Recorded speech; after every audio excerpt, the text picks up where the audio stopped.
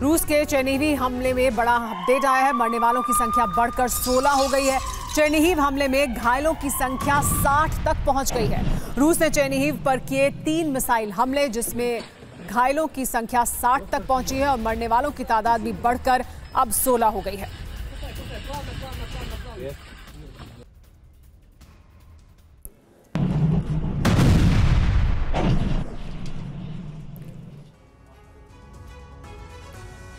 Iran के हमले के बाद इजराइल दहला हुआ है, लेकिन ईरान के सबसे बड़े प्रॉक्सी ने जबरदस्त हमले शुरू कर दिए हैं।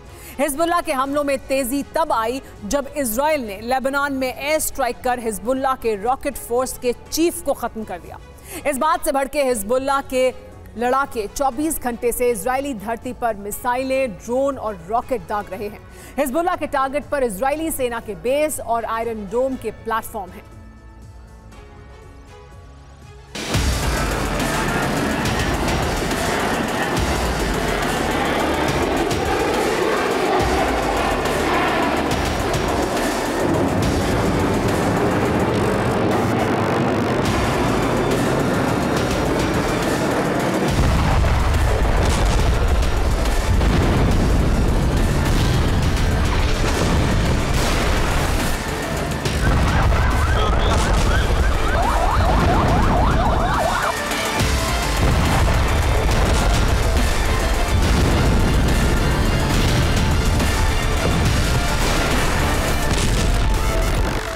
इजराइल और हिजबुल्लाह में छिड़ी जंग की आग बहुत भड़क गई है।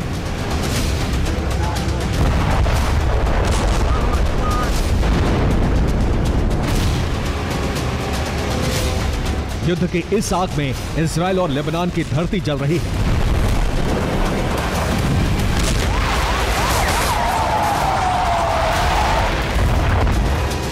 इजरायली सेना लेबनान में हिजबुल्लाह के ठिकानों को तबाह कर रही है।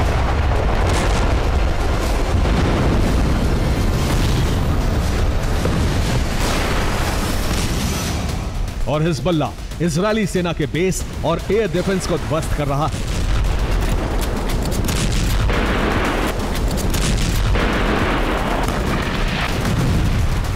पिछले 24 घंटे से हिजबुल्लाह और इजराइल एक दूसरे पर विध्वंसक वार पलटवार कर रहे हैं। युद्ध का खतरनाक और खौफनाक दौर तब शुरू हुआ जब आईडीएफ ने हिजबुल्लाह के कमांडर को खत्म कर दिया।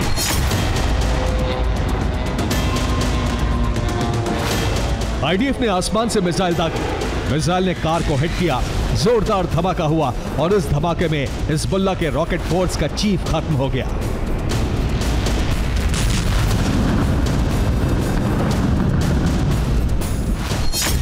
इजराइल ने जिस कार पर मिसाइल से हमला किया उससे इस्माइल यूसुफ बाज और अबू जफर जा रहा था। इस्माइल यूसुफ हिजबुल्लाह के रॉकेट फोर्स का चीफ था। इजराइल के हमले में यूसुफ मारा गया।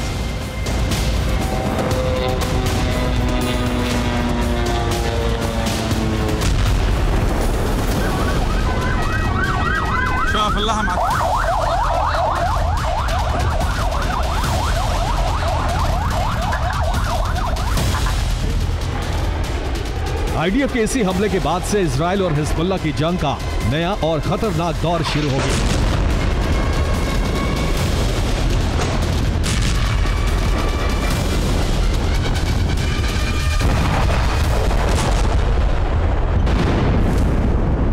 इजरायली सेना ने न सिर्फ हिजबुल्लाह कमांडर को खत्म किया, बल्कि लेबनान के अंदर हिजबुल्लाह के कई ठिकानों पर भीषण बमबारी की।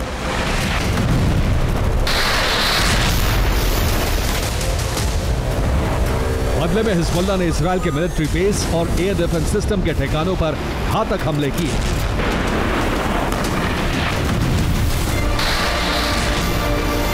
हिजबुल्लाह के लड़ाकों ने इजराइल के मेरोन मिलिट्री बेस पर जबरदस्त हमले किए।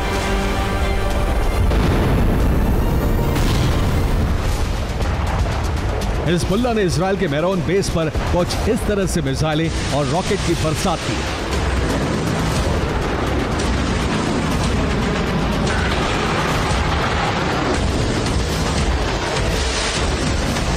हिजबुल्लाह के हमले में इजरायली सेना के बेस को बड़ा नुकसान पहुंचा है। इजराइल के हथियार और कई एयर डिफेंस सिस्टम तबाह हो गए हैं।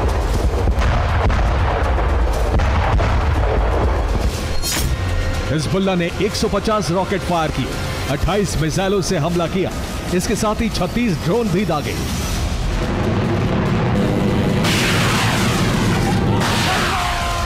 हिजबुल्लाह ने सिर्फ इजरायली सैन्य ठिकाने को ही तबाह नहीं किया, उसने Israeli air defence system Iron Dome के 3 प्लेटफॉर्म पर भी हमला किया।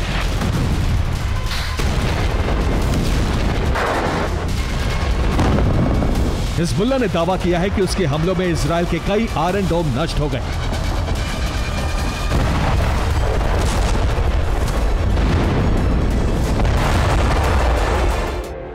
हिजबुल्लाह इजरायली सेना के ठिकानों और आयरन डोम पर लगातार हमले कर रहा है।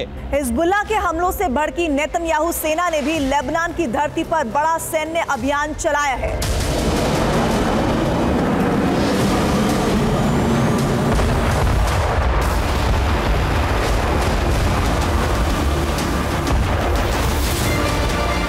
लेबनान के अंदर इजरायली सेना ने करीब 10 जगहों पर भीषण बमबारी की। इजरायली एयरफोर्स के टारगेट पर हिजबुल्लाह के मिलिट्री ठिकाने, rocket launch pad, missile site, military compound और हथियार गोदाम थे। इजरायली लड़ाकू विमानों ने आसमान से मिसाइलों की बरसात की और हिजबुल्लाह की कमर टूट गई। इजरायल ने लेबनान में हिजबुल्लाह को कितना बड़ा जख्म दिया, अब इसे देखिए। ये नबी चित इलाके की तस्वीर है। यहां हिजबुल्लाह का बड़ा हथियार गोदाम था, इजरायल ने उसे तबाह कर दिया। खियाम में इजरायली एयरफोर्स ने हिजबुल्लाह के मिलिट्री कंपाउंड को तहस नहस कर दिया। कफकेला इलाके में हिजबुल्लाह की मिसाइल लॉन्च साइट को तबाह कर दिया गया। नबी शीत में इजरायल ने हिजबुल्लाह के ठिकानों पर बमबारी की। यारोन में हिजबुल्लाह का मिलिट्री कंपाउंड मलबे में बदल गया। अल्मा इल चायब में आईडीएफ ने हिजबुल्लाह के 2 ठिकाने तबाह कर दिए। अनीनी इलाके में हिजबुल्लाह के मिलिट्री साइट को टारगेट किया गया। मंसूरी इलाके में हिजबुल्लाह के रॉकेट लॉन्च पैड को बर्बाद कर दिया गया। यातेर में आईडीएफ ने हिजबुल्लाह के रॉकेट गोदाम पर विस्फोट किया। मरकाबा में हिजबुल्लाह के सैन्य ठिकाने को मलबा बना दिया। आईडीएफ का दावा है कि उसके हमले में हिजबुल्लाह के दर्जनों लड़ाके भी मारे गए हैं।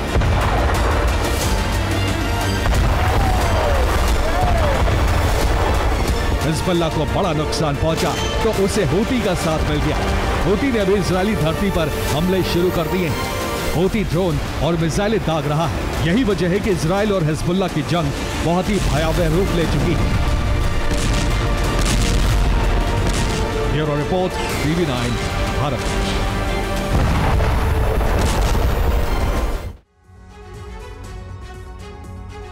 इजरायल ने ईरान की 99% मिसाइलें मार गिराने का दावा किया और अब इन मिसाइलों को दुनिया के सामने पेश कर रहा है। ईरान की गिराई गई मिसाइलों के हिस्से इजरायली सेना दुनिया के सामने ला रही है और इन मिसाइलों की तकनीक का अध्ययन कर रही है। इसके साथ ही इजरायल ने बताया है कि ईरान ने किस तरह के विस्फोटक इस्तेमाल किए। देखिए ईरानी मिसाइलों पर इजरायली सेना ने क्या कहा है और ईरानी हमले रोकने के लिए आर्टिफिशियल इंटेलिजेंस का इस्तेमाल कैसे किया जा रहा है।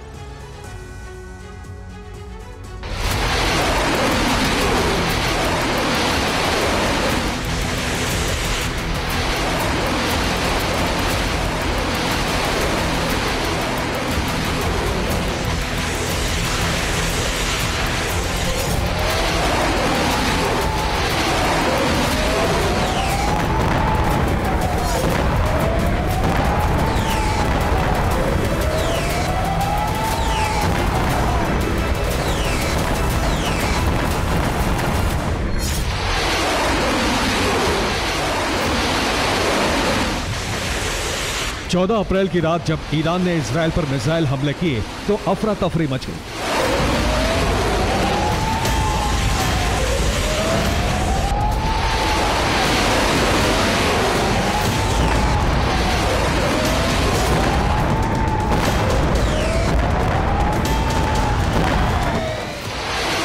लेकिन इजरायल के एयरफोर्स कंट्रोल रूम में एक बड़ी टीम बड़े ही धैर्य के साथ हर टारगेट को ट्रेस और ट्रैक कर रही थी।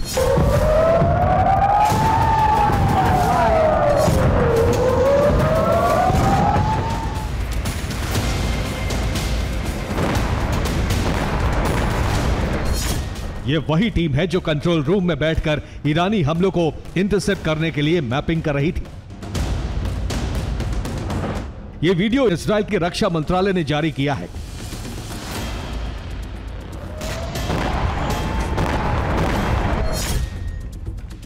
ईरान की 99% मिसाइलें हवा में ही गिरा दी गईं। इनके इंजन सिस्टम पर हमला करके मिसाइलों को उड़ान भरने से रोक दिया गया और अब इन मिसाइलों की तस्वीरें जारी की गई हैं। ये ईरान की बैलिस्टिक मिसाइल का हिस्सा है। इजरायल की रिपोर्ट है कि ईरान ने बड़े नुकसान के इरादे से हमला किया था और इसे नाकाम कर दिया गया। आईडीएफ प्रवक्ता ने इन मिसाइल के टुकड़ों पर एक वीडियो रिपोर्ट जारी की है। ईरान ने 500 किलोग्राम की क्षमता वाले वॉरहेड का इस्तेमाल किया। इतनी ताकत से लैस मिसाइलें एक बड़ी इमारत को जमींदोज करने के लिए काफी है। ईरान ने स्वॉर्म स्टाइल में इजरायल पर हमले किए थे ताकि ये हमले रोके ना जा सके।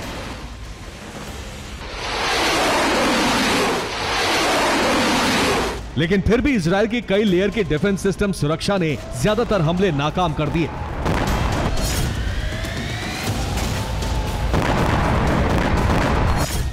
अब रिपोर्ट यह आई है कि इजरायल ने इन हमलों को रोकने के लिए एआई यानी आर्टिफिशियल इंटेलिजेंस का इस्तेमाल किया है।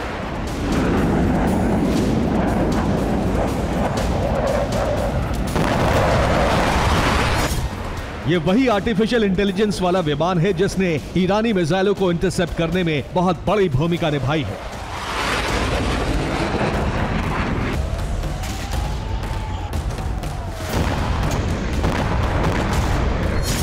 इजरायल के इस टोही और जासूसी एयरक्राफ्ट ने ही ईरानी मिसाइलों की मैपिंग करके वायुसेना के कंट्रोल रूम को भेजी थी।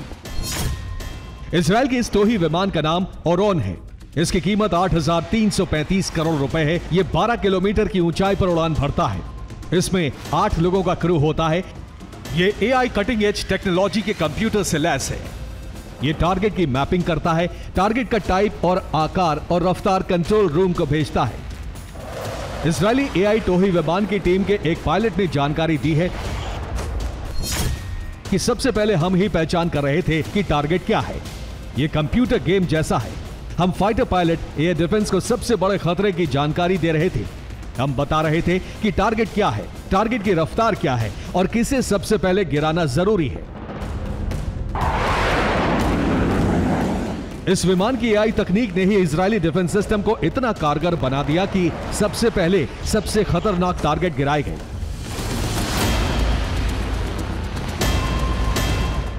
ओरोन स्टेल्थ विमान को मार्स 2 भी कहा जाता है।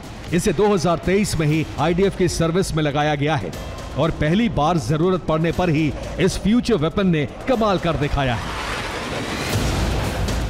Bureau report, TV9 Bharatvarsh.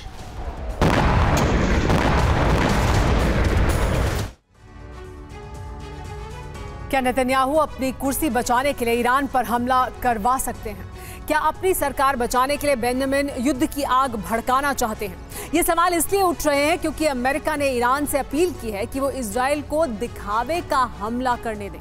सवाल यही है कि आखिर अमेरिका ने ईरान से सांकेतिक हमले की अनुमति क्यों मांगी?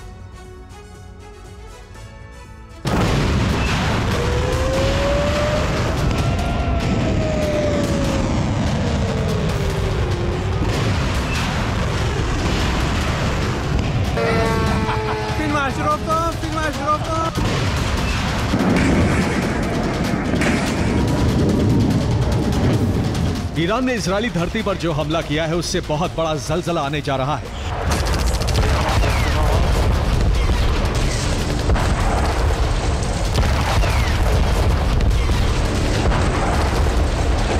ईरानी हमले के बाद नेतन्याहू और उनकी सेना ने ऐलान कर दिया है कि वो ईरान से बड़ा और विध्वंसक बदला लेगा।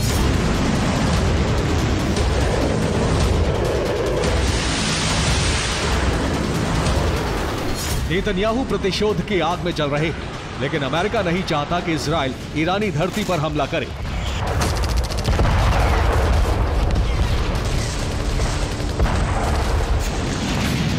सुपर पावर जानता है कि ईरानी धरती पर हमले का परिणाम बहुत ही भयावह होगा, इसीलिए अमेरिका इजराइल को रोक रहा है। लेकिन नेतन्याहू जिद पर अड़े हैं। ऐसे में अमेरिका नया वॉर गेम खेलने की कोशिश कर रहा है। ईरानी सेना के एक अधिकारी ने कहा है कि अमेरिका ने बैकडोर चैनल से ईरान से हमले की इजाजत मांगी है। अमेरिका ने ईरान से अपील की है कि वो इजरायल को ईरान में सांकेतिक हमला करने दे ताकि घर में घिरे नेतन्याहू और उनकी सरकार अपना चेहरा बचा सके। हालांकि ईरान ने अमेरिका की इस अपील को सिरे से खारिज कर दिया।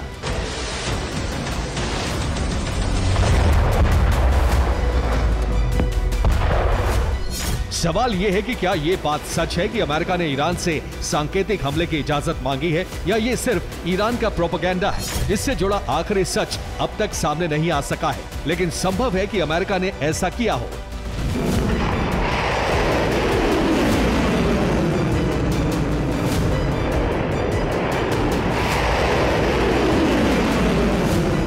असल में गाजा युद्ध शुरू होने के साथ ही नेतन्याहू और उनकी सरकार से इजरायल के लोग भड़के हुए हैं। नेतन्याहू अपने घर में बुरी तरह से घिरे हुए हैं।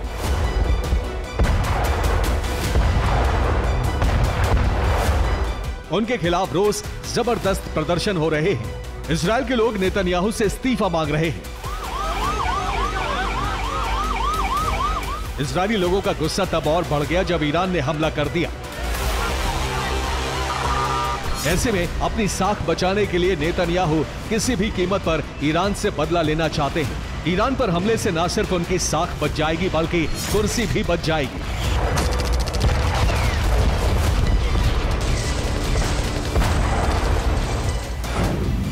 जब तक युद्ध चलेगा तब तक इजरायल की वॉर कैबिनेट का वजूद बरकरार रहेगा। वॉर कैबिनेट रहेगी तो नेतन्याहू की कुर्सी और उनकी सरकार बची रहेगी।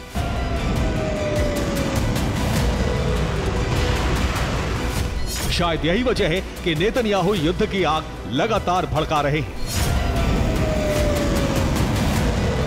Bureau report, TV9 Bharatvarsh.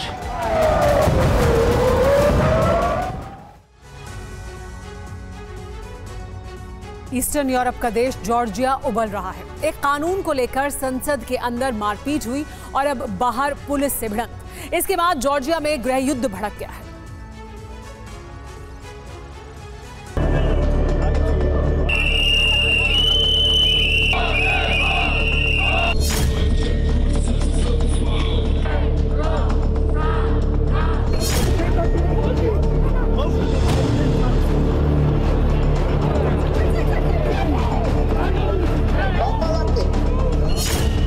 Georgia सुलग रहा है। इसका सबूत ये तस्वीरें हैं। पिछले 3 दिन से जॉर्जिया की संसद के बाहर लोग विरोध कर रहे हैं।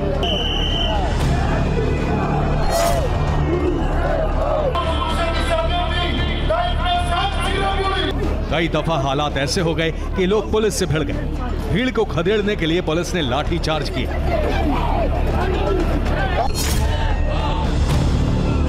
इस दौरान कई प्रदर्शनकारियों की गिरफ्तारी हुई, लेकिन इससे विरोध और बढ़ गया है। जॉर्जिया के कई शहरों से हजारों लोग राजधानी तिब्लिसी पहुंच रहे हैं। विरोध प्रदर्शन में महिलाएं भी शामिल हो रही हैं। हालात बिगड़ते जा रहे हैं। खासतौर से एक दिन पहले संसद में हुई मारपीट के बाद स्थिति काफी खराब हो गई।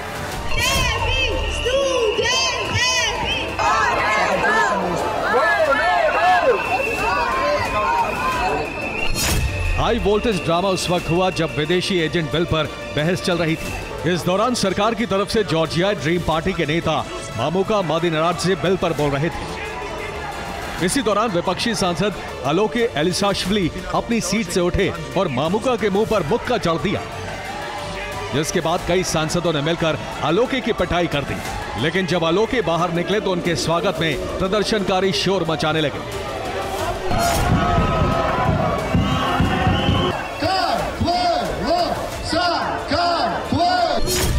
दरअसल जॉर्जिया में अधिकतर लोग विदेशी एजेंट बिल का विरोध कर रहे हैं, जिसके खिलाफ आंदोलन भी चल रहा है।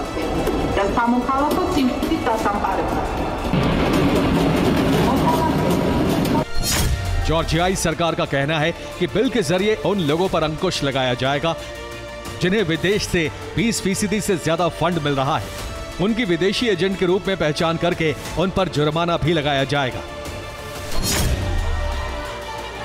जबकि विपक्ष और प्रदर्शनकारी कह रहे हैं कि यह पुतिन सरकार का प्रायोजित बिल है, जिसे जॉर्जिया में सरकार से असहमति को दबाने के लिए लाया जा रहा है। Bureau report, TV9 Bharatvarsh.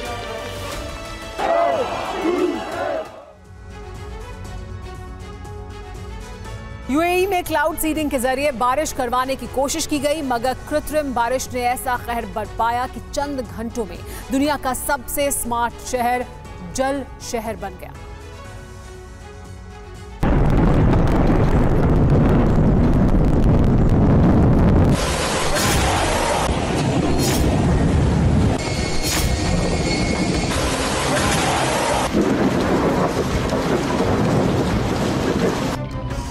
जबरदस्त आंधी तूफान के बीच चंद घंटों की मूसलाधार बारिश ने दुनिया के सबसे स्मार्ट शहर को तहस नहस कर दिया। कुदरत के प्रचंड प्रकोप के आगे संयुक्त अरब अमीरात को सरेंडर करना पड़ा। रेगिस्तान में बसा यूएई, जहां मंगलवार को इतनी भीषण बारिश हुई जिसके बाद हालात बेहद भयावह हो गए।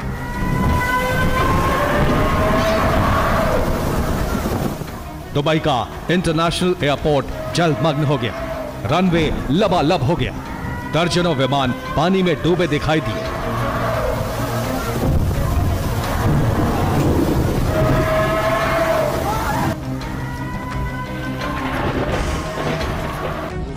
इतना ही नहीं, दुबई के बड़े बड़े मॉल, मेट्रो स्टेशन तक में बारिश का पानी घुस गया। बहुमंजिला इमारतों वाले वीवीआईपी इलाकों ने जल समाधि ले ली।